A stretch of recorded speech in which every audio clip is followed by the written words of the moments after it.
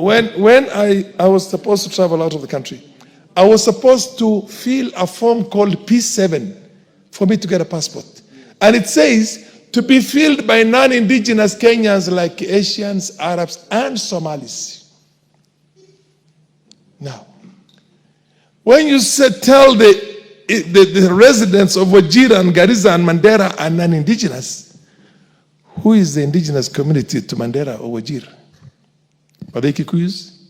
Are they Luos? Are they Luyas? They are Subas. Are they Subas? And you claim, and you claim these people, this is part of Kenya. You're not saying that these are Somalis, let them go to Somalia. Mandera Member of Parliament Farah Maalim has condemned systemic discrimination and statelessness in Kenya, particularly affecting communities in the northern east of the country. Speaking in Parliament in response to concerns raised by Trans Nzoia Governor George Natembeya, Maalim recounted historical injustice and warned of danger of marginalizing certain communities.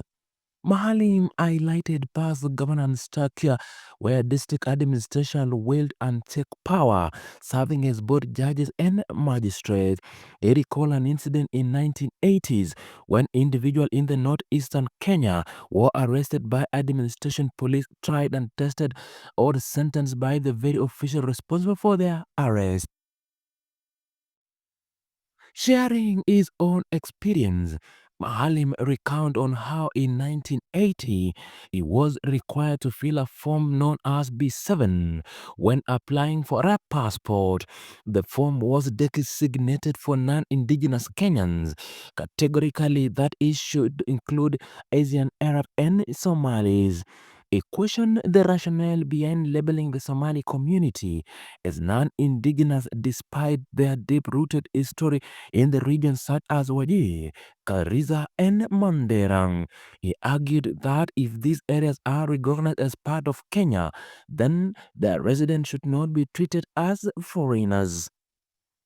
Drawing a comparison to global conflicts, Maalim referred the Democratic Republic of Congo (DRC), where decades of war have claimed over 6 million lives. He attributed the crisis to exclusionary policies that targeted the Banyamulenge community, who were told by the former President Mobutu Sese Seko to return to Rwanda due to their ethnic resemblance to the Tutsis.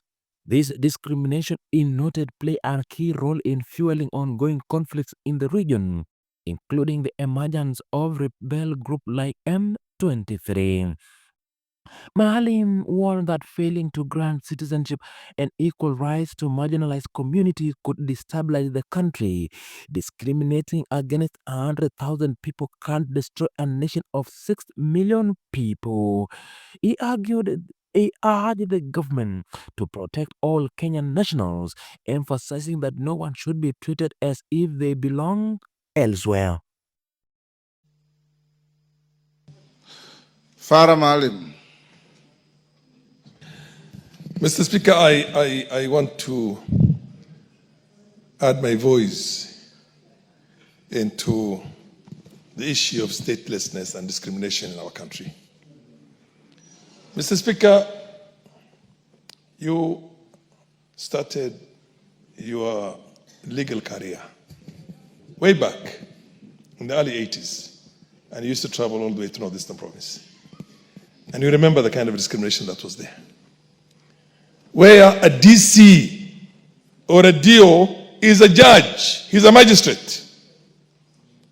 You'll be arrested by his administration police officers, and then you are brought before a DO to sentence you now on the charges that were preferred against you by the people he sent you. Mr. Speaker, we have seen a lot in this country.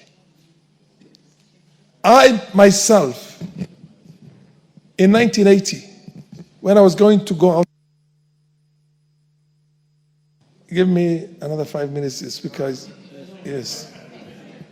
When I was supposed to travel out of the country, I was supposed to fill a form called P7 for me to get a passport. And it says to be filled by non-indigenous Kenyans like Asians, Arabs, and Somalis. Now, When you tell the residents of Wajir and Garissa and Mandera are non-indigenous, who is the indigenous community to Mandera or Wajir? Are they Kikuyus? Are they Luos? Are they Luyas? They are Subas. Are they Subas?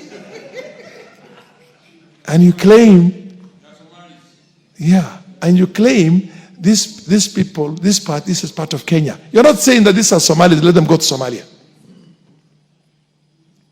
Mr. Speaker, it's good for us to understand history. And Millie remembers this.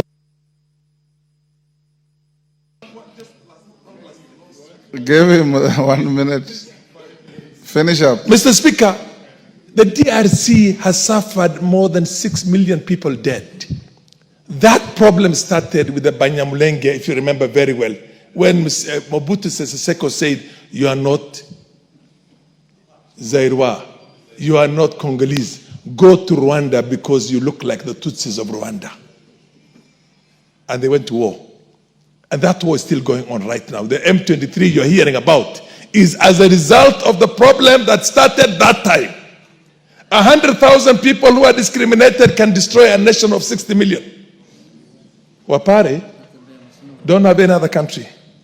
Let them be given their citizenship. Let's protect our country and our nationals. Because nobody is going to accept to be discriminated against. Natembeya belongs somewhere else. He does not belong to Kenya, by the way. And his ideas are crooked. Awacha akimbia mahali ingine. Atoke hapa. Mayaka, 1 minute. Asante sana Mheshimiwa Spika kwa fursa hii ili nijiunge na wabunge wenzangu kuwakaribisha